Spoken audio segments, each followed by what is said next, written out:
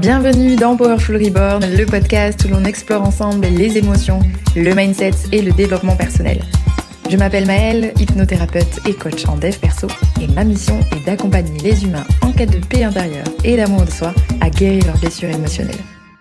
Et je te retrouve aujourd'hui pour parler de la projection amoureuse. J'ai vraiment envie de creuser un petit peu le sujet. J'en parle un petit peu dans certains de mes réels en ce moment, mais j'avais vraiment envie de pouvoir t'expliquer ce que c'est, te permettre de revenir à la réalité pour t'éviter de te brûler les ailes tout simplement, et comment en fait identifier quand tu es dans ce genre de cas. Ce qu'il faut comprendre déjà, c'est qu'il y a deux facteurs qui sont finalement un facteur commun. La projection en relation, en fait, c'est finalement quand on s'attache au potentiel d'une personne. Sauf que ça va plus loin. J'ai déjà fait justement un épisode sur le potentiel, s'attacher au potentiel d'une personne. Là, c'est pas seulement s'attacher au potentiel, c'est projeter le potentiel. C'est la différence, en fait, si tu veux, c'est l'étape, on va dire, suivante dans ce genre de cas. Mais dans tous les cas, c'est explicitement une relation que tu vis seulement et uniquement de l'intérieur. En projetant justement le potentiel de la personne, ce que cette personne te fait ressentir par rapport à toi ou quand tu es avec elle, et que finalement, dans la vie réelle, dans le concret, il n'y a pas forcément d'action, il n'y a pas forcément de relation, ou du moins c'est quelque chose qui n'est pas palpable, on va dire. Donc pour t'expliquer un petit peu, quand on rencontre, on va dire, un potentiel, donc c'est-à-dire tu rencontres, admettons, une femme ou un homme qui va peut-être remplir pas mal de cases où tu vas dire « Ah, punaise, intéressant, cette personne, ça pourrait être quelqu'un justement avec qui je pourrais construire, avec qui je pourrais avoir une belle relation, avec qui je pourrais partager un amour sincère, etc. » Et puis, finalement, ça s'arrête seulement au potentiel, c'est-à-dire tu peux tomber dans, par exemple, le cas d'une personne qui ne veut pas forcément s'engager, une personne qui n'est pas forcément prête non plus parce qu'il ou elle a son ex dans la tête, ou tout simplement des grandes blessures qui font que c'est compliqué pour réellement acter une relation engagée, ou tout simplement une relation à distance, ou une relation où vous ne vous êtes jamais vus, ou c'est malheureusement ce qui peut aussi se passer parfois par rapport en fait aux applis de rencontre ou au réseau. Et je vais te prendre un exemple tout bête. Admettons que tu es dans une relation naissante, où tu fais en tout cas la connaissance de quelqu'un via Internet ou via une application de rencontre. Et vous discutez pendant 2-3 semaines, un mois, je sais pas. Et finalement, pendant tout ce temps, vous apprenez à vous connaître, vous créez une certaine proximité émotionnelle, vous commencez à avoir une certaine complicité, et toi, tu vas t'attacher en fait à ce ressenti, à ce potentiel que tu ressens de la personne, alors que tu ne l'as jamais vu, jamais embrassé, jamais touché, tu sais même pas si ça peut matcher dans la vraie vie, mais tu t'es attaché à la sensation, à ce fameux potentiel. Et il se peut que tu commences à projeter, c'est-à-dire à commencer à vivre cette relation de l'intérieur. Par exemple, trop bien, je me sens tellement bien quand je discute avec elle ou avec lui, en plus elle correspond à mes attentes, elle remplit les valeurs qui sont importantes pour moi, elle me fait rire, et ci et ça, ok, très bien. Et tu commences limite à créer un sentiment amoureux alors qu'il n'y a rien de palpable. Ça, c'est juste une projection du potentiel amoureux. Sauf que, bien sûr que ce genre de relation, ce genre de début, puisque toute relation débute bien quelque part, peut bien sûr aboutir à quelque chose. Mais la projection, elle, ne doit être actée que quand justement il y a des actions qui ont été mises en place, quand la relation a débuté. A débuté dans le monde terrestre, physique, palpable, à l'extérieur, d'accord ? C'est-à-dire peut-être que vous vous êtes vus, qu'il y a eu des dates, qu'il y a eu le premier bisou, la première relation sexuelle, enfin peu importe, mais il y a eu un début de quelque chose dans la matière. Et j'insiste là-dessus. Parce que cette projection amoureuse, justement, elle est... Alors, je vais expliquer de deux façons, mais elle est très souvent dans le fait que tu n'as pas encore débuté la relation, ou bien tu espères peut-être que cette personne qui ne veut pas s'engager va changer. Et du coup, tu vis complètement cette relation à l'intérieur. Un autre cas également, tu peux très bien être en relation avec quelqu'un qui clairement ne t'apporte pas ce dont tu as envie ou besoin, ou quelqu'un qui ne voudrait pas s'engager. Tu es pleinement conscient ou consciente que cette relation n'est pas bonne pour toi, mais tu vas y rester. Et tu vas espérer, par exemple, dans le cas d'une relation non engageante, en te disant peut-être qu'il ou elle va changer. Oui, c'est possible, mais 9 fois sur 10, elle ne changera pas. Et le problème, c'est que toi, tu mises tout sur ce 1 sur 10. Alors, parfois, ça peut payer, et tant mieux, mais malheureusement, c'est souvent pas le cas. Et je t'encourage à vraiment te poser des questions sur tes limites, tes envies et tes besoins dans cette relation. Est-ce que ça vient remplir tout ça? Oui, non. Est-ce que je suis en train de projeter les sentiments, la sensation que la personne me fait ressentir, le potentiel que je vois de l'autre sur l'intérieur, en fait? Par exemple, tu vas être face à cette personne, il y a même un début de relation, trop bien, c'est magnifique, c'est magique, j'adore quand je suis avec lui, quand je suis avec elle, je ressens ci, ça, etc. Et puis la personne, quand elle n'est pas avec toi, c'est du stress, de l'angoisse, parce que finalement, comme elle ne veut pas forcément s'engager, ou comme elle n'est pas forcément adaptée à toi, il n'y a pas de communication, on n'écoute pas du tout l'autre, on ne communique pas, voilà, c'est un peu le néant. Mais toi, tu vas rester coincé sur « oui, mais il est gentil, oui, mais elle a fait ça, oui, mais il a dit ça ». En fait, ce sont des biais cognitifs. Par exemple, imaginons que cette personne te dise « ok, tu es une personne géniale, j'adore passer du temps avec toi. Vraiment, tu ressembles à l'homme ou la femme idéale pour moi, mais je veux pas m'engager. » Et dans le cas de cette projection, de ce potentiel du coup amoureux, ton cerveau, qu'est-ce qu'il va faire? Il va retenir seulement la partie qui lui donne de l'espoir, seulement la partie qui va pouvoir lui permettre d'espérer que quelque chose change. Il va complètement zapper le « je ne veux pas m'engager » et il va retenir « t'es une personne géniale, tu ressembles à l'homme ou à la femme idéale pour moi ». Et dans ce cas-là, ton cerveau se dit « ok, donc comme je ressemble à l'homme ou à la femme idéale pour lui ou elle, que je suis à ses yeux une personne géniale, bon, ok, il veut pas s'engager, mais peut-être que ça fera qu'il s'engagera plus tard. » Oui, mais non. Dans tous les cas, tu projettes ce potentiel à l'intérieur. Comme je dis, tu peux très bien garder de l'espoir, mais il faut qu'il y ait des actions concrètes dans la matière pour que tu puisses justement laisser ces espoirs éventuellement fleurir en quelque chose de réel. Dans ce cas-là, ok, très bien, il y a tout ce potentiel, super. Maintenant, voyons comment la relation évolue. Et c'est même le cas dans des relations totalement d'ailleurs classiques où ça fait des années que les personnes sont ensemble et puis il y en a un des deux qui est extrêmement malheureux parce que ça se passe plus bien, parce que si, etc. Il n'y a pas de communication, bref, ils se sont un peu éloignés dans la relation, ils s'aiment plus, en tout cas, l'une des deux personnes n'est plus amoureuse, mais l'autre, celle qui va être amoureuse, elle va s'attacher juste à « oui, mais du coup, il y a ci, il y a ça. Oui, mais du coup, il y a ci, machin. Oui, mais tu projettes un potentiel. » Et c'est ça qui est très paradoxal, c'est que depuis tout à l'heure, je t'explique que souvent, c'est le cas dans des relations naissantes ou non engagées, mais ça peut aussi être le cas dans une relation engagée, qui s'est peut-être essoufflée. Ton cerveau, en fait, et c'est super chiant, franchement, c'est vraiment boring au possible, je te l'avoue, il va toujours chercher une réponse, une rationalité. Et il va toujours aller chercher à nourrir ce qui est important pour toi.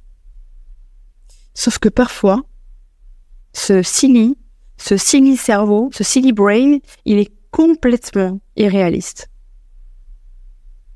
Tu peux avoir la personne vraiment en face de toi qui te dit « je ne veux pas m'engager », Mais si elle rajoute dans la même phrase « tu ressembles à l'homme ou à la femme de ma vie », tu vas complètement squeezer le « je ne veux pas m'engager ».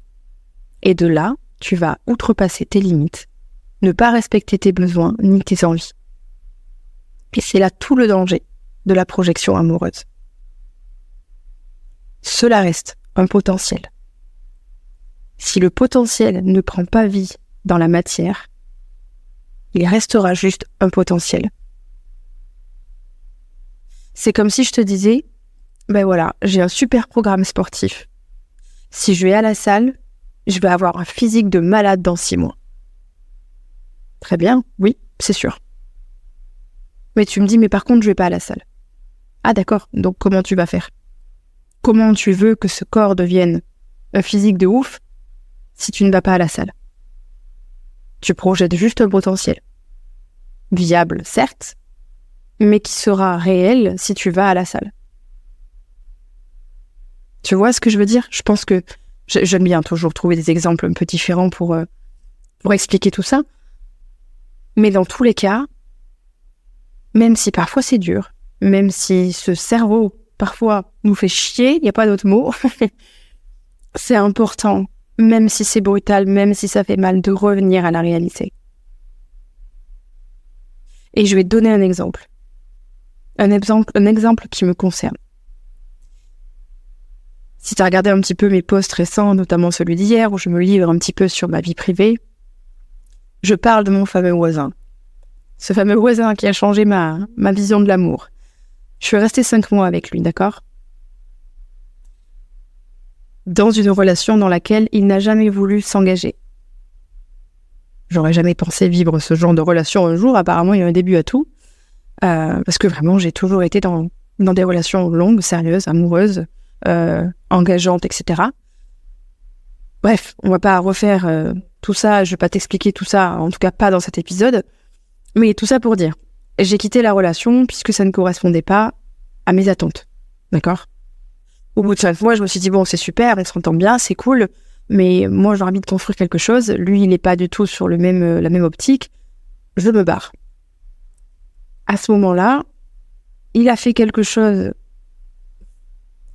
qui, malheureusement, nourrit ses blessures à lui, donc je ne lui en veux pas, mais il a lancé un filet et je suis tombée dedans. Quand j'ai dit que je voulais quitter cette relation, on a eu une longue discussion, etc. J'ai eu le droit au fameux « tu ressembles à la femme idéale pour moi », etc. Bref, je ne me suis pas forcément attachée à ça. Par contre, il a placé un « ok, je respecte ton choix, mais aujourd'hui, là, maintenant, quand on se voit, ce ne sera pas la dernière fois que tu me vois. J'ai vraiment envie de te revoir, continuer à faire des choses, on peut aller boire un café, s'entraîner ensemble, etc. » Et mon cerveau, il a juste retenu « continuer de se voir ». Et là où, dans la relation, je m'étais jamais dit qu'il changerait d'avis par rapport à son engagement, le moment où il m'a sorti ça, mon cerveau, il a fait un tout droit. Il s'est dit « ah, peut-être que finalement, en fait, ça pourrait le faire changer d'avis. » Alors que je suis complètement consciente et complètement réaliste sur le fait que non, en fait. Mais mon cerveau, il a fait un tout droit. Il s'est dit « oulala, tu vois, il est venu nourrir encore une petite partie de dépendance qui restait, même si j'ai travaillé durant 5 mois cette dépendance affective, ce bout de dépendance affective en tout cas qui est resté chez moi. Certes, j'ai bossé, mais il est venu me faire une putain de projection dans lesquelles j'ai mis les 2 pieds, j'ai sauté, cœur joie. Bon, finalement, j'ai pas nourri ce potentiel très longtemps, mais dans tous les cas, quand on commence à s'attacher à quelqu'un ou avoir un sentiment amoureux, etc., c'est super facile de projeter quelque chose à l'intérieur. Mais revient toujours dans cette réalité, comme je te dis. Moi, ce qui m'a permis de revenir à la réalité, c'est ok, il a toujours envie de me voir. Très bien, parce qu'il m'apprécie. Au-delà du fait qu'ils ne veulent pas s'engager, il y a une vraie relation respectueuse entre nous, on s'apprécie l'un l'autre, il y a un vrai lien émotionnel, il y a une connexion, il veut pas la perdre. C'est peut-être égoïste de sa part, puisque il sait ce à quoi j'aspire, mais en tout cas, lui, il ne voulait pas la perdre. Et à ce moment-là, je me suis dit, ok, ça c'est réel, Mais la réalité est aussi que il n'est pas prêt à construire quelque chose avec moi. Donc, je ne vais certainement pas nourrir ça. Et c'est là où c'est important de poser ses limites. Encore une fois, tous ces ressentis, toutes ces choses que tu ressens sont des potentiels viables. Ce que je veux dire par là, et c'est là où c'est franchement difficile, c'est que rien ne t'empêche d'avoir de l'espoir, mais pas trop. Je sais. Ce que je suis en train de te dire est complètement what the fuck. Et je crois que c'est la plus grande leçon de mon année. Vouloir quelque chose, mais pas le vouloir trop. C'est ouf. Dit comme ça, c'est complètement ouf. Mais c'est réel. C'est-à-dire qu'il faut pouvoir avoir la capacité, dans mon cas, par exemple, te dire, ouais, j'aimerais beaucoup que cette relation évolue. Mais je lâche prise. Et je ne nourris pas l'espoir ou le désespoir. En me raccrochant à des biais cognitifs de « il a dit ci, il a dit ça » ou bien « il a pas fait ci, il a pas fait ça ». Non, je pose juste mon intention. Oui, ça c'est quelque chose que j'aimerais. Mais par contre, peu importe le résultat, ça ne changera pas mon état d'esprit du moment, ma journée du moment, mon présent, ni même mon futur. Et on tombe du coup dans un réel lâcher-prise dans ce cas-là. Et c'est franchement pas évident. Comme je dis souvent, c'est simple, mais c'est pas facile. C'est malheureux, mais c'est réel.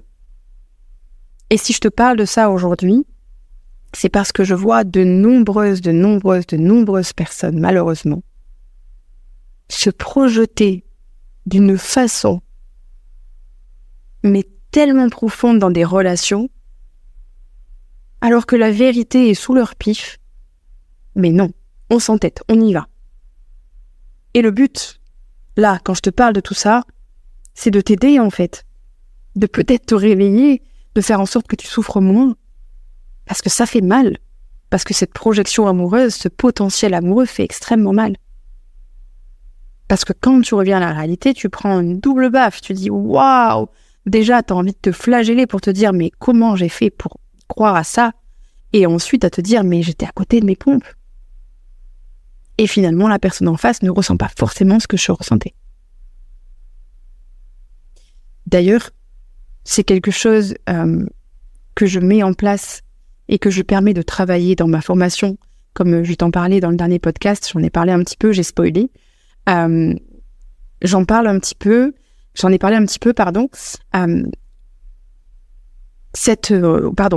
bugué. Cette formation permet en partie de régler la dépendance affective et toutes les blessures qu'il peut y avoir autour de ça. Et si aujourd'hui tu te reconnais dans ce que je te dis, alors clairement cette formation peut être très intéressante pour toi. L'idée c'est d'arriver à sortir de sa dépendance affective, à guérir toutes ces blessures et à retrouver la paix et à enfin attirer des relations que l'on mérite, dans lesquelles on se sent bien, équilibré et en paix.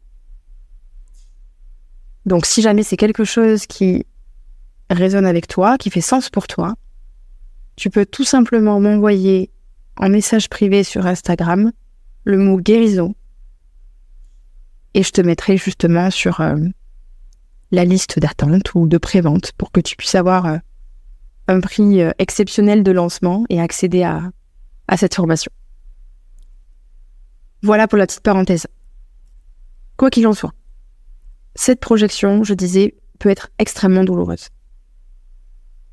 Et tu ne peux pas perdre ce temps.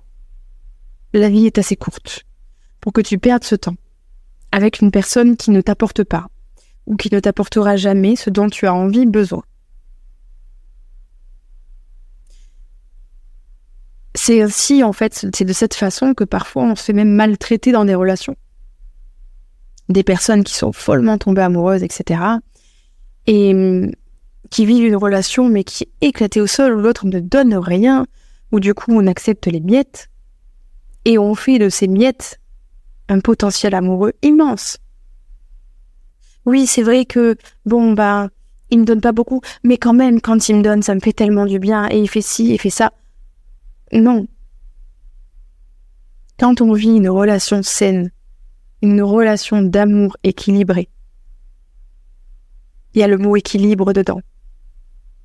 Il n'y a pas de situation de dominant-dominé, où il n'y a pas de situation de l'un donne plus que l'autre. Non.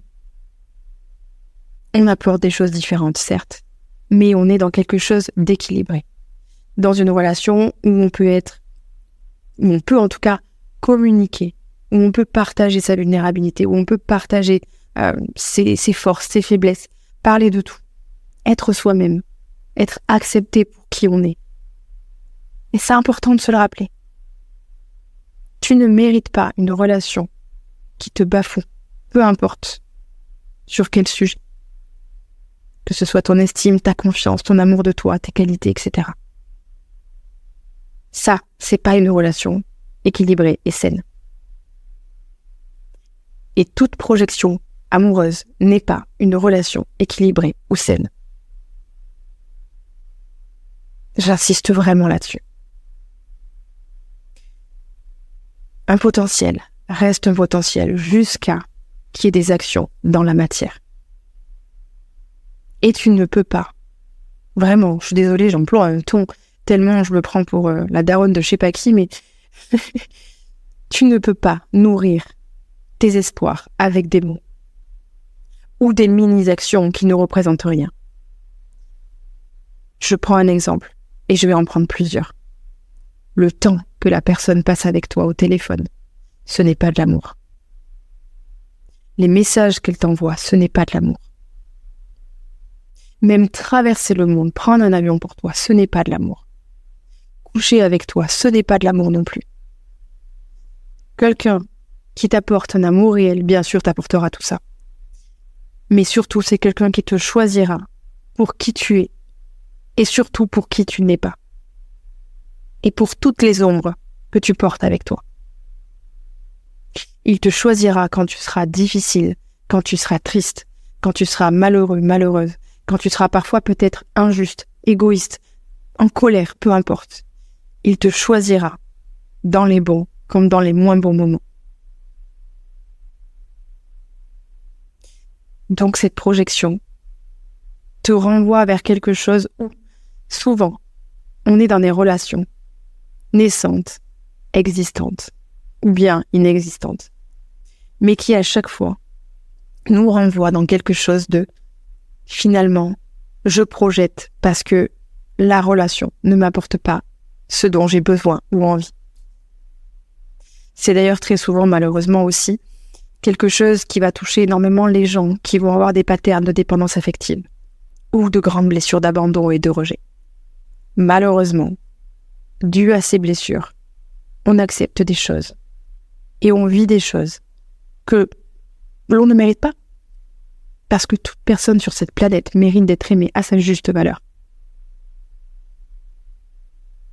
Donc, si demain, la personne avec qui tu envisages quelque chose, ou bien avec qui tu es, etc., ou tout s'est essoufflé, peu importe,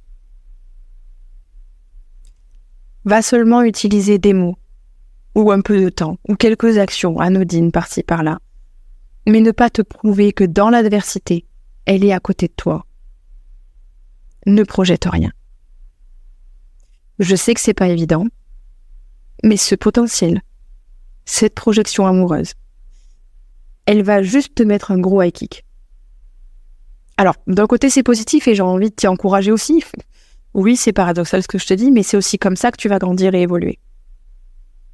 Si je reprends mon exemple, quand ce voisin a passé ma porte, quelques jours avant, j'avais réalisé que j'avais clairement de la dépendance par rapport à mon ex, que j'avais toujours des patterns de dépendance affective. Il a passé la porte, j'ai dit à ma meilleure amie, putain de merde, j'ai encore des patterns de dépendance affective.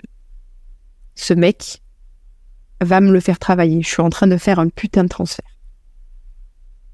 Et je suis allée dans cette relation complètement consciemment, en sachant que j'allais grandir, évoluer, qu'il allait m'apporter énormément de choses. Mais j'allais sûrement aussi y lisser quelques plumes. Et c'est exactement ce qui s'est passé. Sauf qu'aujourd'hui, j'ai envie de retenir que la partie positive de cette relation. Soit. Donc, c'est pour ça aussi que je te dis, je t'encourage peut-être aussi à traverser ça parce que, comme je dis, et je l'ai dit dans un de mes derniers podcasts, lire des livres, travailler sur toi, faire de l'introspection, c'est bien. Mais tu ne peux pas incarner les choses si tu ne les vis pas. Et la meilleure façon d'évoluer dans tes relations pour toi-même, c'est de le vivre dans la matière. Donc, dans tes relations amicales, amoureuses, professionnelles, etc.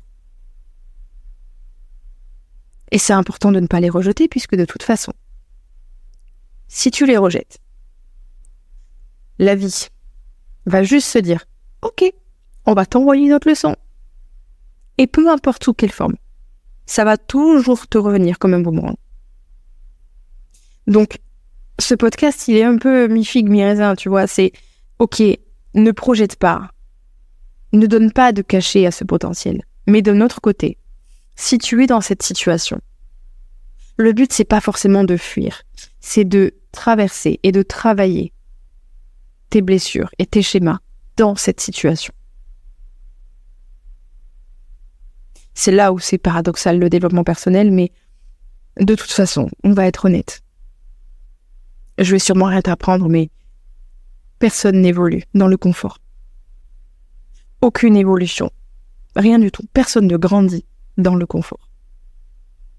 Il y a seulement le challenge, l'adversité, la douleur, la peine, les blessures, qui vont être des catalyseurs de ton évolution. Toujours. Et ça, on l'oublie trop souvent. Et aujourd'hui, je voulais aussi te le rappeler, même si je te parle à la base de la projection amoureuse. J'espère que ça t'a peut-être éclairci sur ce qu'était la projection amoureuse. Ça rejoint, comme je te disais, le potentiel, c'est juste l'étape suivante. D'ailleurs, si ça t'intéresse, tu peux toujours aller écouter celui sur s'attacher au potentiel d'une personne, je crois que c'est ça. Peut-être que ça fera écho avec toi, j'espère en tout cas que peut-être je t'ai éclairé, j'ai éclairé ton chemin. Peut-être que tu vas offrir une réflexion différente aujourd'hui, peu importe, voilà. Comme d'hab, c'est avec le cœur que je fais tout ça. Et je voulais te reparler encore de cette formation qui sort très prochainement. Comme je le disais, on va principalement venir bosser, la promesse de cette formation va être la guérison de ta dépendance affective, l'équilibre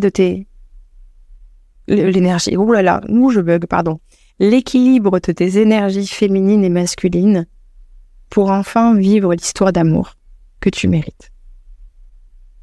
L'idée, c'est ça. Et comme j'avais envie aussi de faire en sorte que les personnes qui écoutent mon podcast puissent être privilégiées, tout simplement, je l'ai dit un petit peu plus tôt dans le podcast, si tu m'envoies par DM Instagram le mot guérison, je te mettrai dans la liste d'attente qui te permettra d'accéder à un tarif promotionnel de lancement. Donc, ne rate pas ta chance de peut-être y accéder, si tout ça te concerne et peut t'aider éventuellement, en envoyant tout simplement un petit DM Instagram, le mot guérison, juste en message.